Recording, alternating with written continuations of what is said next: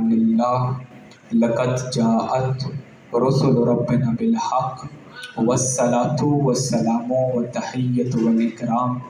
علی سید اسلم ما فی الوجود سر اللہ فی کل موجود نقطۃ الدائرۃ الوجود صاحب اللواء الحمد والمقام المحمود مولانا و مولا الثقلین جد الحسن والحسین ابی القاسم محمد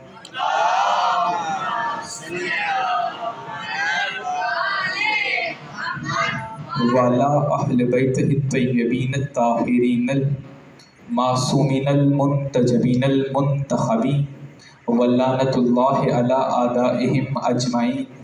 من یوم عداوتہم الی قیام یوم الدین فقد قال اللہ تبارک و تعالی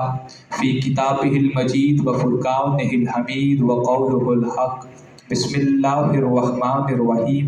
ومن الناس من یشری نفسہ ابتغاء مرضات اللہ واللہ رؤوف بالعباد بلندر صلوات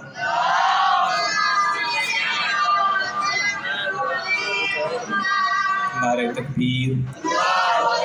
نعرہ تکبیر نعرہ رسالت مکمل ضابطہ حیات ہے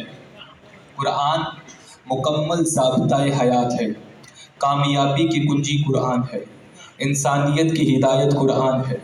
پوری کی پوری کائنات کو جو رہنمائی کا ذمہ داری اپنے اوپر لے لے رسول اللہ کا سب سے بڑا معجزہ بن جائے وہ قرآن ہے توجہ فرما رہے ہیں نا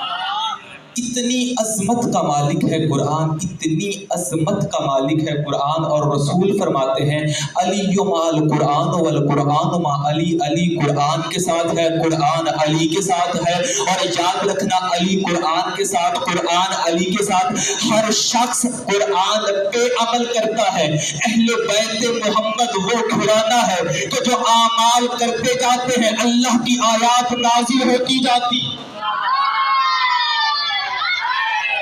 یعنی کہ ہم محتاج ہیں قرآن کے اور اللہ اتنا کمال اس نے نظام بنایا اس کمپلیٹ کوڈ آف لائف کو مکمل ضابطہ حیات کو انسانیت کی رہنمائی کے لیے اس نے ایک ضابطہ حیات بنا کے اپنے نبی کے ذریعے سے بھیج دیا میں آپ سے سوال کرتا ہوں کہ کیا اللہ آپ سے اور مجھ سے بات کر سکتا ہے بات کر سکتا ہے بھائی قرآن کہہ رہا ہے اللہ کل شیء قدیر وہ ہر چیز پہ قادر ہے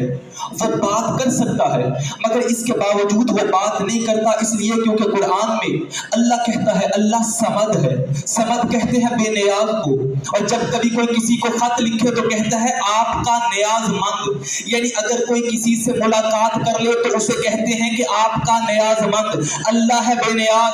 بھائی اللہ سامنے آ نہیں سکتا اللہ آتا نہیں ہے اللہ اپنا پیغام پہنچانے کے لیے اپنے مصطفیٰ اپنے مجتبیٰ اپنے مرتضیٰ بندے کے ذریعے سے قرآن پاک کو نازل کر کے انسانیت کی ہدایت کرتا ہے یعنی جب تم نے ہدایت لی تو آل محمد کے وسیلے سے لی اللہ نے اپنی ہدایت کو انسانیت تک پہنچانے کے لیے اللہ نے جو وسیلہ منتخب کیا وہ آل محمد اہل بیت محمد کی ذات ہے تو اب ماننا پڑے گا کہ اگر اللہ اپنے پیغام کو انسانیت میں عام کرنے کے لیے اہل بیت محمد کو منتخب کرتا ہے تو انسان پہ بھی واجب ہے کہ وہ اپنے ہر عمل کو نقطہ کمال تک پہنچانے کے لیے وہی کے دروازے پہ آئے جن کے دروازے سے قرآن نازل ہوا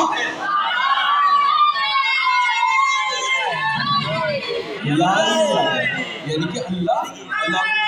مولا آپ کو سلامت مولا آپ کو سلامت مولا آپ کی دلی خواہشات کو پورا فرمائے یہ جو بول رہے ہیں یہ جو آل محمد کے ذکر کے اندر کھل جانے والے چہرے ہیں اور علی کا ذکر اہل بیت محمد کا ذکر ایسا ذکر ہے کہ جس ذکر کو سنتے ہی شجرے کھل بھی جاتے ہیں چہرے کھل بھی جاتے ہیں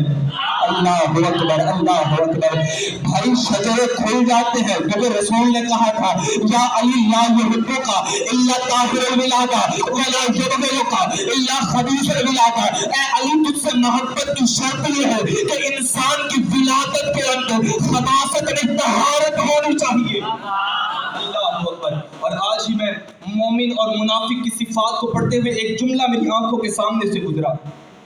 میرے مولا فرماتے ہیں کہ یہ جو منافق ہوتا ہے یہ بڑا کنجوس ہوتا ہے. کافی سارے باتیں تھی، 3 سے 4 نشانیاں، اور اس کے اندر ایک نشانی یہ بتائی ہوئی تھی کہ جو منافق، جو کافر، جو اہل بیت محمد سے دور ہوتا ہے نا، اس کی ایک نشانی یہ ہے کہ وہ فعل حرام کا طلبگار رہتا ہے.